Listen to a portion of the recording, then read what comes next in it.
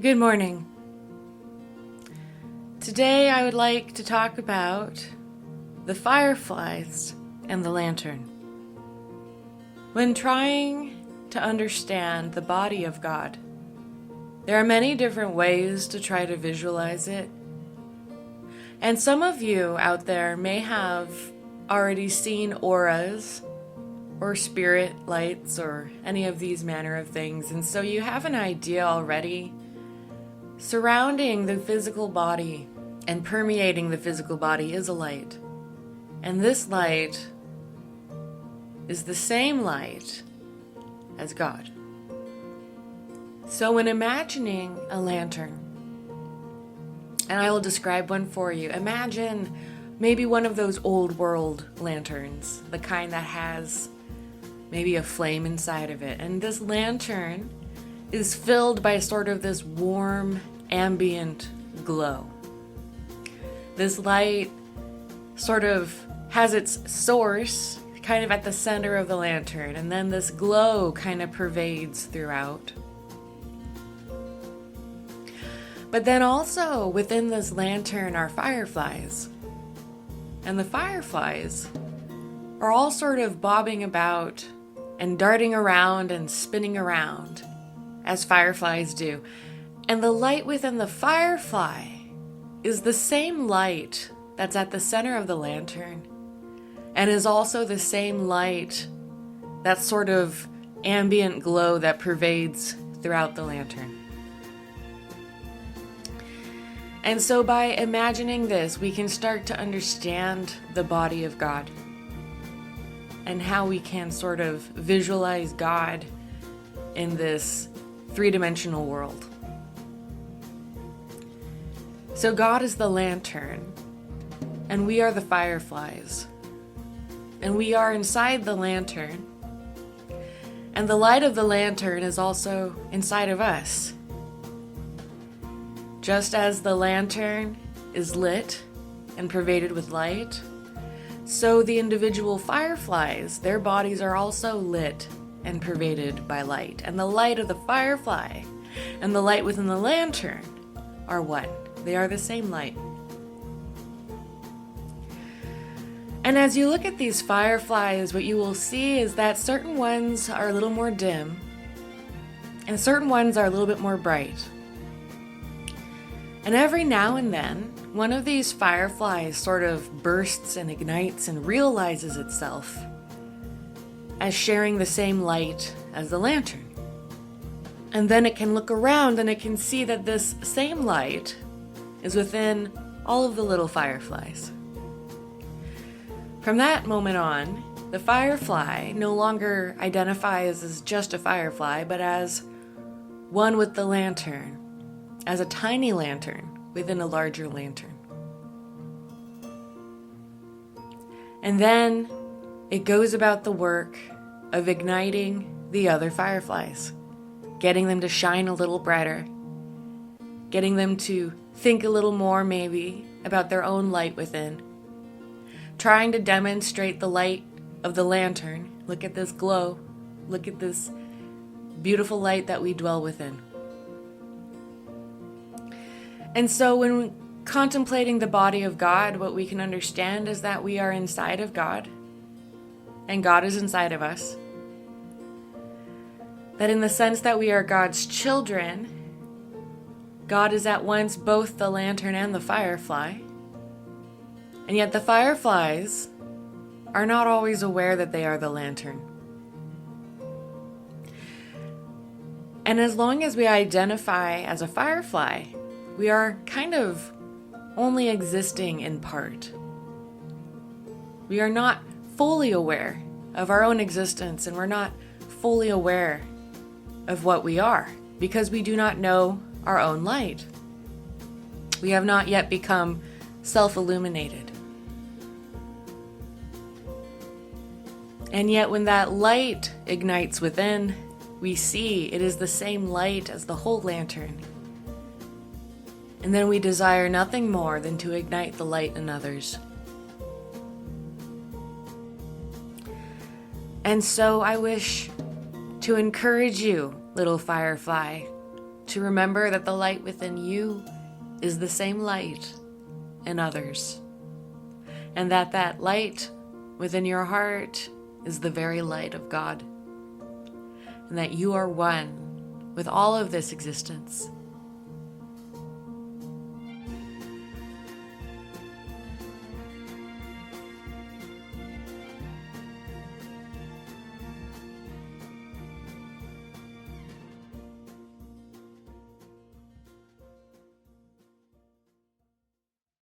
Little rose, did you know that God grows as you grow, and love holds you in sunlight and shelters you close? Little rose, listen close, for God already knows when you'll bloom and your colors bright, bold, or serene. He has seen all your seasons, from darkness to dreams,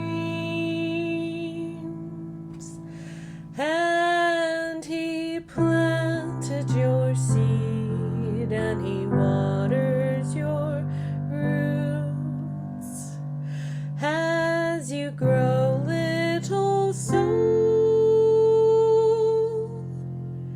Know that God grows in you. Hello, little God. Today I would like to talk about the garden. And we hear from different spiritual traditions that we live in a garden, and indeed the earth is a beautiful place. And yet the true garden is within your heart, and you're growing that day by day. Sometimes we place a shrine in the garden, and yet the garden itself is sacred. And there is nothing that human hands can do that can make a sacred place more sacred. And this is because God dwells in the garden, just as we do. The same spirit of life that enlivens your own body is also enlivening all of the plants and all of the insects and all of the creatures. There is only one spirit of life. And as they say in some traditions, even a rock is a thing pervaded by divinity. To find the garden, we have no farther to look than inside of ourselves. For the garden truly is a heaven that dwells within you. And the gate to that garden is within the heart. And the more we cultivate love of God, the deeper we come into the garden, so that we might find our presence with Him or with her.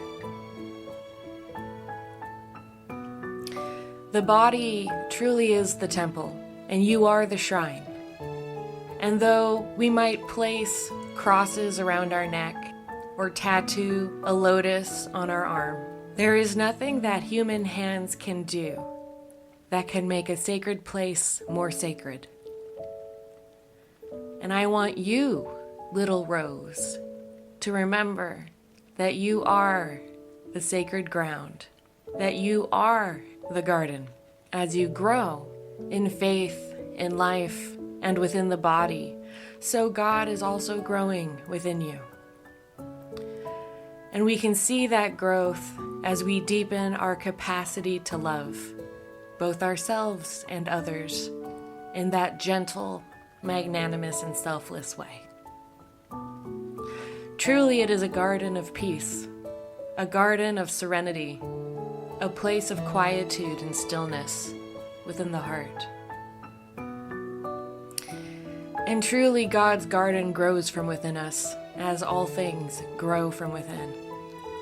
And so, as we look about God's garden, we might understand every soul is a flower, residing within God's heart, for we are all growing within Him. And he looks upon each of us as a perfect flower with no flaw and no imperfection, seeing only his own light within. And so it does not serve us to compare ourselves to others, for everyone comes to the garden to do their own work in their own way. And that is God's gift to them, and that is our gift to God. And we're really not all meant to be great lilies and roses and dahlias and sunflowers and these magnanimous blooms that are just so shocking and eye-catching and beautiful. Some of us are a wildflower. Some of us are like a violet. And so just like every flower embodies its own particular type of beauty, so every soul embodies the beauty of God. So whoever you are, whatever you do it with complete contentment, knowing that you do it for God. Just as God is always here with us, walking through the garden and tending it with very great care, so we should come to value every person, seeing that every kind of person is needed, and honoring the light within.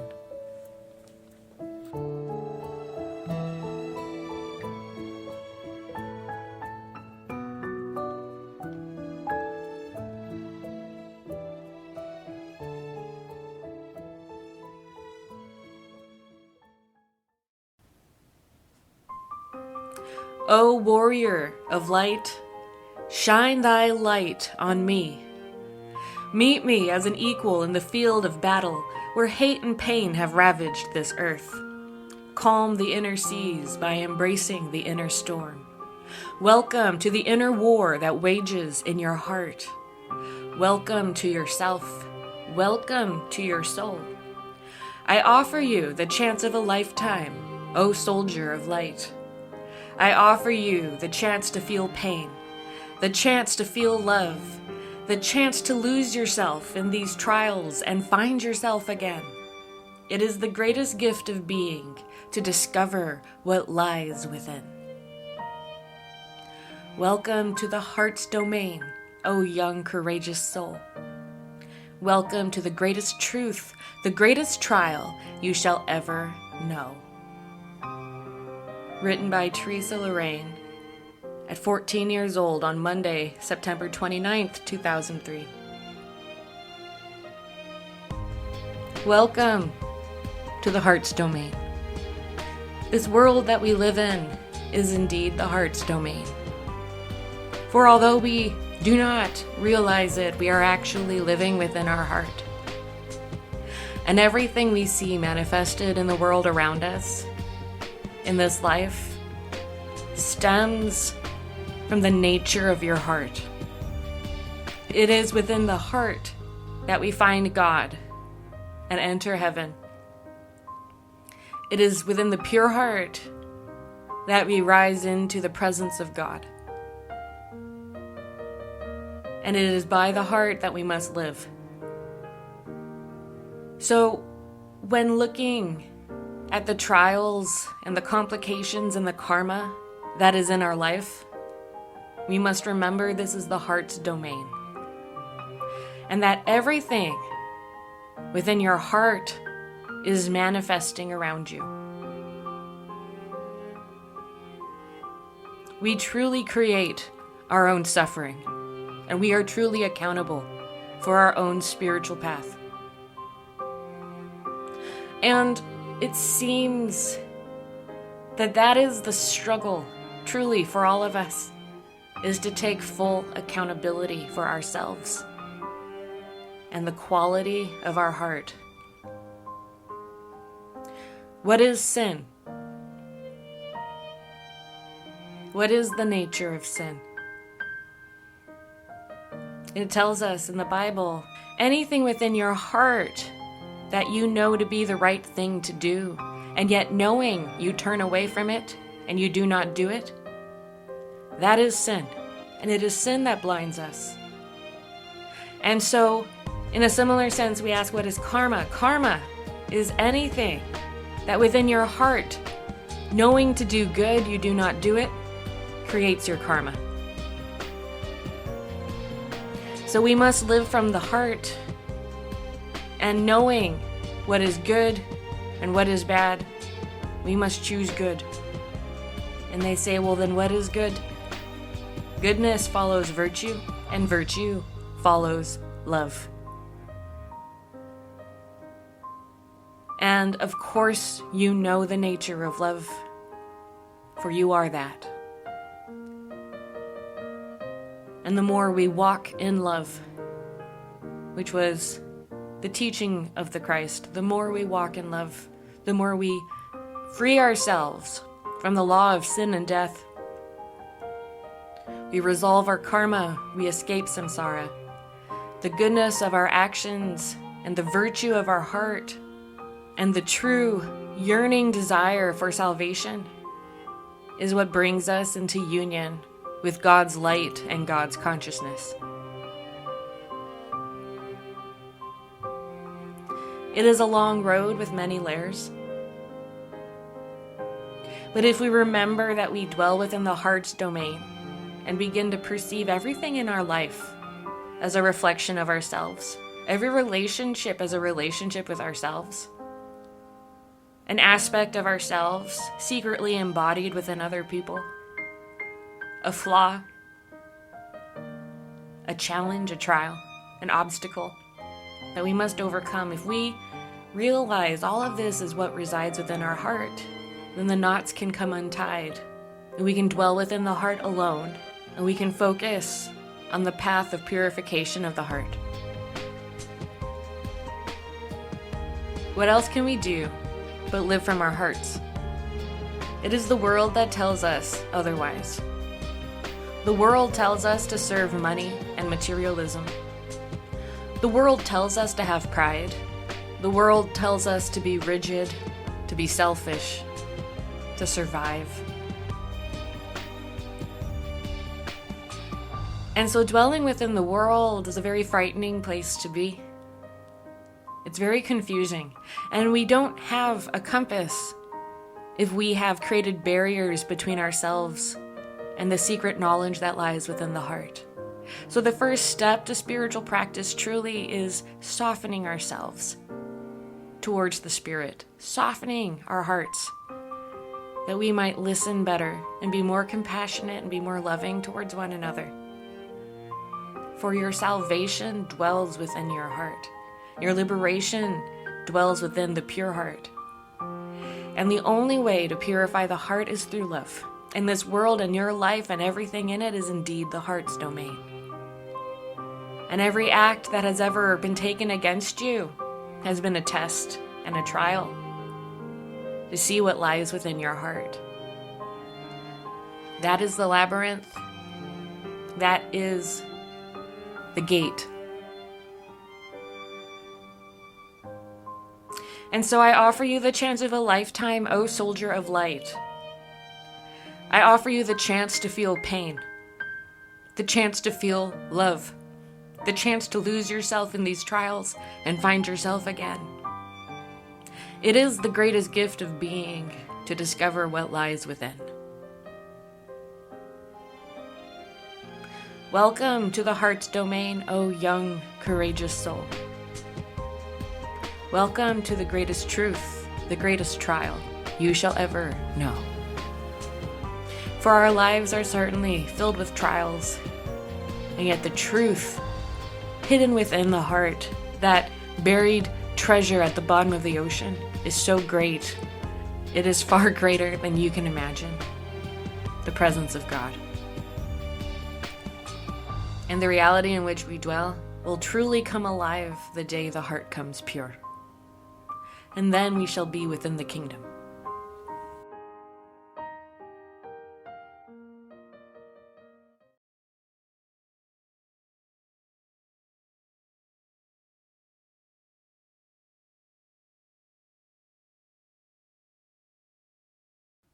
What have I to fear when the Lord is with me? What have I to fear when the Lord of love comes? He's faith and courage and hope aplenty. What have I to fear when I serve my God? Sing to the night, the Lord is with me. Sing to the night, the Lord of love comes. He's faith and courage and hope aplenty. What have I to fear when I serve my God? Good morning, little God. I would like to remind you today that you were born from love. And this love preceded the universe. And if you find that you are living in fear, there are a few reasons for that. The first being that you have forgotten your native state, which is that of the Lord of love. The second being that you must trust in God. We hear it said in many different traditions that we must trust in God, that we must have faith. And that indeed, more blessed are the ones who have faith and yet do not see Him. And so today, I want to reassure you, little God, that there are those who can see Him. And there are many who have. And that what might feel like a great, dark abyss of existence to you is in fact filling to the brim with life. That the very spirit of life is at all times resonating and singing throughout every atom in existence, sustaining all of this. And if you think of how big it is, how big is this universe? How big is your heart? How big is the tree of life? If you think of the size of it, the magnitude, and then even if you take just a small slice of it, maybe just a single leaf from a tree, you can take that leaf and you can cut that into little pieces, and you can look at those pieces and you'll see even smaller pieces inside of that. And it goes on and on and on, endlessly, infinitely. And all of this is to reassure you, little soul, that your presence here is not a mistake. It is not by any sort of accident that you have found me and that I have found you.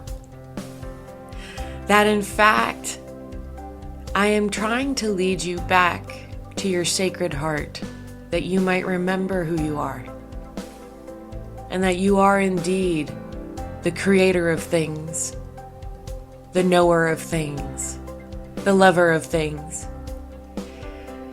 And what is fear to such a God? What is fear to such a creator that lives inside of you? What is fear when you have the power to manifest your entire existence?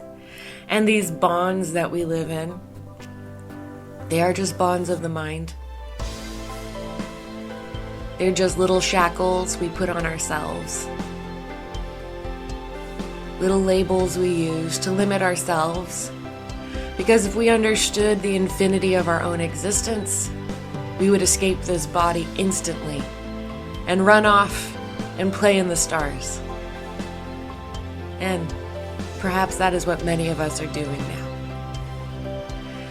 So I want to reassure you, my love, that no one has ever died. They have simply stepped into the next room. No one has ever ceased to exist. You have always existed. Nothing in this life is by chance. It is all dictated by the state of your heart. And if you seek freedom, if you seek liberation, if you want the path out of this suffering, it is inside of you. You are in complete control. And in fact, it is your destiny to discover this inheritance at the heart of yourself, to learn of your true nature, little God. That all of life is at all times organizing itself around you in a galaxy of potential. You are the creator of things. You are the artist. You are the musician. You are the writer. You are the engineer.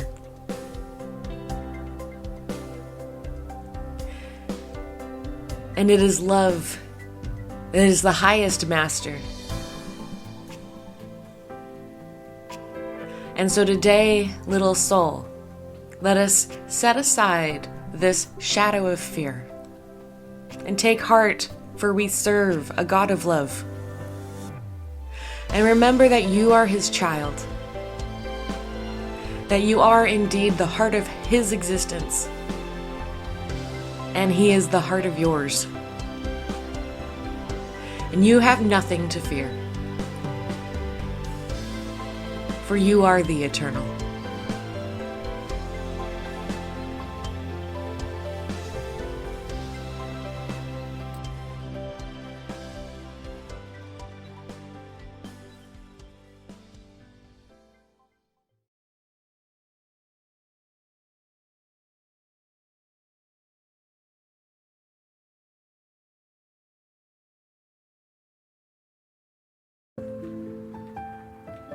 How deep is the soul who loves like the river?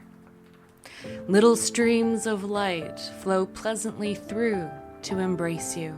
Never in haste or in vain, always a place to remain in the rain. Peaceful the words and whimsy the ways, meandering under the moon or by day. Home is the soul who loves like a river, guiding the world toward the ocean.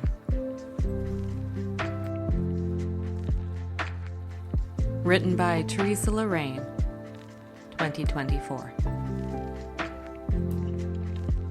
Good morning, little God. Today, I would like to talk about the practice of flow. Now, this is a practice that is found universally in religion, particularly in mystic traditions. Flow is to move like water. If you consider the river, it is always moving, and yet the river is guided by the banks. Although the river is moving, in many ways, it is patient as it carves its path through the earth, through adversity, through hardness. Eventually, that river's purpose is to meet the ocean. And if we think of a river moving towards the ocean, it is always persistent, and yet it moves in its own time. There are various factors such as seasons and weather that impact the flow, whether it is fast or slow. So in this context, we can think of our lives as a great moving river towards the ocean.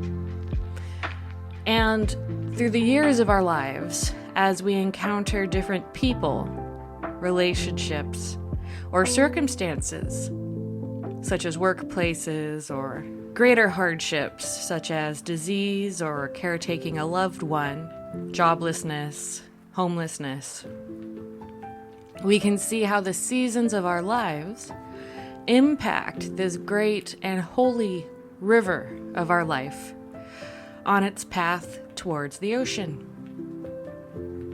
And so a simple wisdom comes from this, that if we trust ourselves as water, trusts itself, then we know that all of the currents of the world are pushing us towards this ocean. And all we really have to do is stay true to our practice, our sadhana, or our faith, and continue to allow life to carry us through the necessary trials that we must endure in order to find the ocean. And so the practice of flow in your life is a deep one. It begins with sort of a simple knowledge, which is to allow things to occur and arise in their own time, to not try to assert our smaller will over the smaller circumstances of life, but to disengage to a certain extent and to allow things to be as they are and to find the gifts inside of those situations and circumstances which allow us to have peace and contentment with our lives the way they are. And now this doesn't mean that we cease to work, and this doesn't mean that we cease to improve or that we stop having goals, but we allow things to sort of develop as they will. And we do our very best with the understanding that at the end of the day, a great part of our lives is outside of our control, and all that we can truly control is our mindset and our reaction to these external circumstances. A lot of times we cannot flow with life because we are clinging. We cling to these stories and these ideas that we have about how life should be and how life should go. And these stories are given to us. They're not born into us. They're given to us through society and through culture, through our parents, our raising, our background, our religion.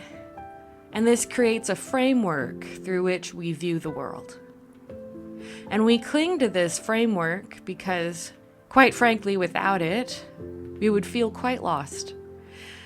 And yet life, in its magnitude and its awesomeness, has a way of disrupting that framework. Events occur that are not supposed to occur according to the story that we have written for ourselves. We find ourselves in unpredictable circumstances, and we don't know how to react. There's no template for that. Anyone who has become a parent is faced with this almost every day. As you shelter a young life and guide a young life into the world. I don't think anyone can prepare truly for parenthood. But it is a great lesson to trust in the flow of life, to trust in the greatness of the soul, and to realize that all of these trials and all of these obstacles are really just to help us as we purify the heart, as we learn and gain wisdom through the seeking of peace with our lives and peace within ourselves. I think there comes a time that we all feel a need to turn away from the everyday problems and dramas and troubles that the world presents us, and there's an endless amount of them in every arena of life. And we simply wish to have peace. And so this is really the goal, and what it means to live in flow is to live in peace, to have peace in your life, to not engage in behaviors or with people that cause unnecessary conflict. We do grow through conflict, but I believe the lesson at the end of every conflict is truly a letting go, a forgiving. Christ teaches us that our actions in this life bind us in the next. And so from a Christian perspective, you can understand flow as being forgiveness, forgiving the ones who've wronged you and becoming a peacemaker between people is how we truly grasp the idea of simply flowing with life, removing our judgments, and practicing a higher love. In Taoism, this idea is similar to Wu Wei. The idea of Wu Wei being a little bit more cerebral in nature. This idea that the Tao is a great force that is always moving through the world. And that by practicing this art of inaction, we are able to disengage from worldly obstacles and truly move in harmony with the Tao, from which comes the attainment of the Tao or realization. And that moment is when the river meets the ocean. And so flow is the practice of peace. It is being a peacemaker among people. Flow is having inner quiet, addressing our inner state and being self-accountable for our inner state, recognizing those thoughts that tear us down and lead to confrontational behaviors in our lives or negative self-talk, and truly learning to get a grasp over these inner thoughts and these inner states of mind and create a very clean inner space for ourselves where we have a certain amount of peace both with ourselves and with our relationships with people. And so a part of this flow is meeting everyone where they are at. And of course, we know the world is full of many different kinds of people, and we don't get along with all of them. Some of them we really struggle to see eye to eye. And yet, acknowledging that the divine dwells within every person is an easier way to begin to accept every person as they are, to see everyone as being on their unique journey to God. And perhaps there was a meaning in your encountering of them. And even if there is very little to be gained by that encounter on your side, perhaps the gain was theirs. And there is a feeling many of us carry with us, which is a deep-seated feeling of shame. Shame is a sense that there is something wrong with the way we are doing things, and we are afraid of being judged. A way to look at it is that judgment is inescapable. Everyone judges. A part of our spiritual practice is to disentangle ourselves from those judgments that we make towards other people, and that's all we can control. We cannot control how people perceive us. And you will hear all sorts of strange things that people think about you. But realize no one ever really sees you. No one can really know your heart except God. And no one can really know your reasons except God. And so accept the judgment with a grain of salt. Forgive it, realizing that no one is perfect. And if we can come to expect this behavior from people, it is much easier to forgive it. Because holding people to a standard higher than where they are at means that we are loving conditionally rather than unconditionally. And every person has a place in the tree of life. In summation, the practice of flow is truly a practice of love. Loving yourself as you are. Forgiving yourself as you are. Coming to the divine as you are. Learning to love others as they are. Accepting as they are. Seeing them as they are. And in the same sense, seeing every obstacle in our life and every trouble that we are working through as a divine gift, that through this struggle, the river eventually comes to the ocean.